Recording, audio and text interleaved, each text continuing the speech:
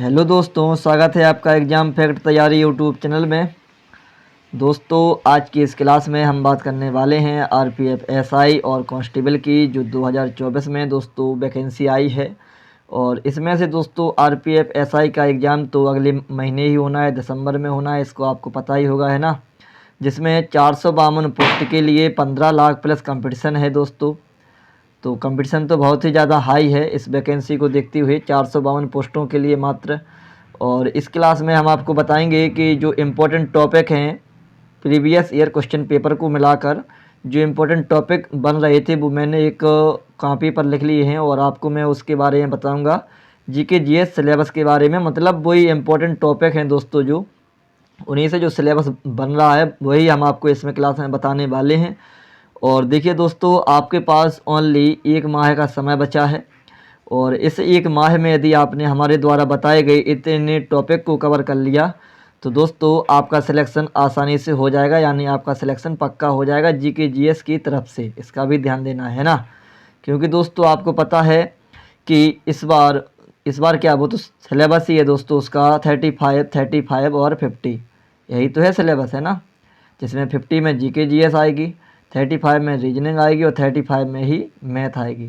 ठीक है, math, reasoning, GK. अब 50 नंबर जीके जीएस अपने आप में काफ़ी बड़ा नंबर होता है और आपके सिलेक्शन के लिए दोस्तों यदि 80 प्लस नंबर आप लेके आ जाते हैं तो आपके सिलेक्शन के चांस ज़्यादा बन जाएंगे, जिसमें से आपको मैथ और रीजनिंग पे पकड़ अच्छी बनानी होगी। इसका ध्यान देना, ठीक है।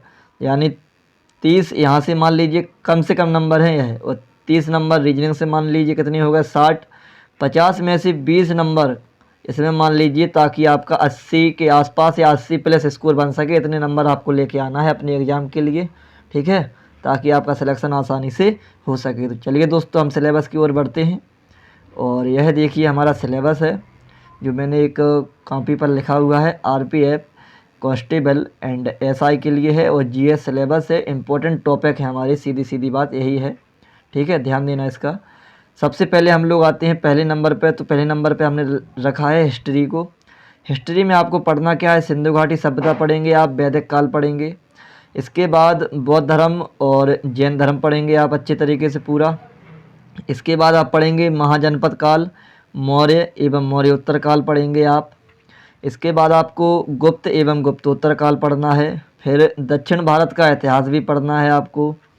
इसके बाद दोस्तों चलिए, इसके बाद आप कवर करेंगे दिल्ली सल्तनत, फिर मुग़ल साम्राज्य, ठीक है। इसके बाद भारत में विदेशियों का आगमन, समाज सुधार आंदोलन, 1857 का विद्रोह, भारतीय राष्ट्रीय कांग्रेस एवं उसके अधिवेशन। इसके बाद पढ़ेंगे आप गांधी युग, है ना, गांधी युग पढ़ेंगे। इसको स्टार्ट कर देते हैं ताकि डिस्टर्ब भी ना हो, ठीक है। इसके बाद आप पढ़ेंगे महत्वपूर्ण युद्ध एवं तिथियाँ। और इसके बाद आपको विविध, विविध का मतलब है विविध में कुछ भी आ सकता है हिस्ट्री से, विविध का तो यही फंडामेंटल है भाई, है ना। चलिए, इसके बाद हम बात करते हैं टॉपिक नंबर 2, जिसका नाम है पॉलिटी, ठीक है, ध्यान देना। इसका नाम क्या है, पॉलिटी। सबसे पहले आप लोग कवर करेंगे संविधान सभा, इसके बाद संविधान का निर्माण, फिर उद्देश्य का, फिर संघ एवं राज्य क्षेत्र, नागरिकता, मूलाधिकार, राज्य के नीति निर्देशक तत्व, मूल कर्तव्य, ठीक है। इसके बाद दोस्तों आप लोग पढ़ेंगे राष्ट्रपति, उपराष्ट्रपति, इसका भी ध्यान देना है, राष्ट्रपति, उपराष्ट्रपति, फिर संसद, राज्य विधानमंडल, स्थानीय स्वशासन, न्यायपालिका, महान्यायवादी, निर्वाचन आयोग, ठीक है दोस्तों। चलिए, इसके बाद यहाँ पर कुछ और भी दिए गए हैं, मतलब यहाँ पर हमने लिख लिया है थोड़ा सा, चलिए इसको भी देख लीजिए। इसके बाद आप लोग कवर करेंगे नियंत्रक एवं महालेखा परीक्षक, संघ एवं लोक सेवा आयोग, वित्त आयोग, राजभाषा और आपात उपबंध। इतने टॉपिक आपको पॉलिटी से कवर करने हैं, ठीक है दोस्तों, इसका ध्यान देना। इसके बाद चलिए, इसके बाद हम लोग आ जाते हैं जियोग्राफी यानी भूगोल पर, ठीक है। भूगोल में आपको क्या क्या पढ़ना है वो हम बताएंगे आपको। भारत एवं भारत के पड़ोसी देश, पर्वत पठार, नदियाँ, भारत के जलप्रपात, बहुउद्देशीय परियोजना एवं नदी किनारे बसे शहर, भारत की जलवायु आप पढ़ेंगे। इसके बाद थोड़ा सा इसको और रिसर्च कर लें।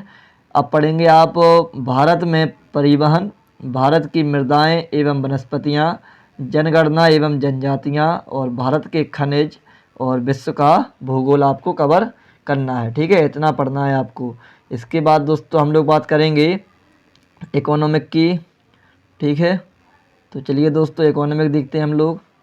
इकोनॉमिक यानी अर्थव्यवस्था, और इसमें सबसे पहले तो आपको कवर करना है आरबीआई, फिर मुद्रा एवं बैंकिंग, अर्थव्यवस्था के प्रकार, राष्ट्रीय आय, उद्योग क्षेत्र, गरीबी, रोजगार एवं बेरोजगारी, और प्रमुख समितियाँ, प्रमुख आयोग, जीएसटी, प्रमुख योजनाएं पंचवर्षीय। ठीक है, इसके बाद आप बजट कवर करेंगे, फिर आर्थिक सुधार, जनगणना, फिर विविध पे आएंगे इसके आखिरी में, इसका भी ध्यान देना है।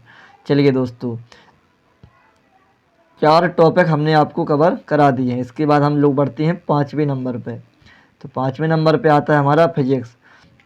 अब दोस्तों फिजिक्स में क्या करना है, प्रकाश का परावर्तन अपवर्तन कवर करना है आपको, फिर प्रकाशिक घटनाएं, गति के नियम, कार्य ऊर्जा एवं शक्ति, गुरुत्वाकर्षण बल, तरंग भी आपको कवर करना है, ध्वनि, विद्युत, और बस इतना ही दोस्तों इसमें लिखा गया है। ठीक है, इसके बाद 6ठे नंबर पे आता है आपका केमिस्ट्री यानी रसायन विज्ञान। ठीक है, इसमें कवर करेंगे आप लोग अम्ल, क्षार, लवण, परमाणु संरचना, धातु अधातु गुण, रासायनिक सूत्र, अयस्क, मिश्र धातु, आवर्त सारणी, अणुभार, परमाणु भार, संयोजकता, ऑक्सीकरण, पदार्थ की अवस्था, और भौतिक एवं रासायनिक परिवर्तन और ईंधन।